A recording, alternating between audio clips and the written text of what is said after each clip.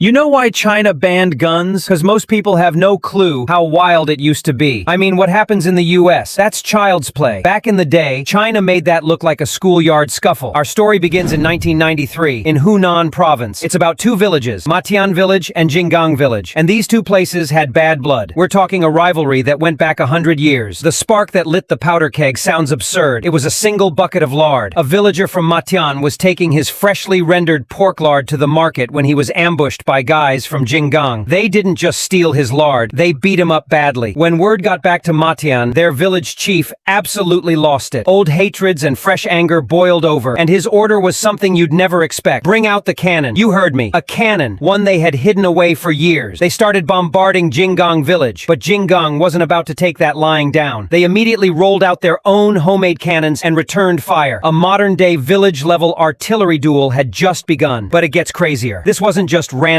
shooting. The level of organization was terrifyingly professional, like a mini-war. Their village chiefs were both decorated war veterans, and they took personal command. They dug trenches, built bunkers, and turned the local health clinic into a field hospital with the town vet acting as a combat medic. Their retired soldiers became battlefield commanders. They were even using actual military tactics. First, they blocked off the main roads and seized the high ground. The Matian side even deployed coordinated infantry artillery assaults. This was 5,000 people, armed with homemade guns, cannons, and even landmines, fighting for 34 straight hours. This kind of battle would be a national conflict in a small European country, right? In the end, the government had to send in over 1,000 armed police, complete with attack helicopters and armored vehicles, just to shut this village dispute down. A war over pork lard is wild enough to blow your mind, but if you think that was a one-off, you'd be wrong. Just 1 year later, in 1994, an even bigger and longer war broke out in Guangxi province. The cause this time? A dispute between two clans over ancestral graves during a traditional tomb sweeping ceremony. Sounds like a small disagreement, right? Well, it spiraled out of control, pulling in over 20 surrounding villages, nearly 20,000 people, fighting for 40 straight days. And get this, let's look at their arsenal. We're talking 20 cannons, 180 mortar tubes, over 2,000 detonators, and more than 300 firearms. This wasn't a village feud anymore. This was a regional warlord showdown. So, let's go back to the original question. Why did China implement one of the strictest gun bans in the world? Perhaps the goal wasn't just to stop individual crimes, it was to remove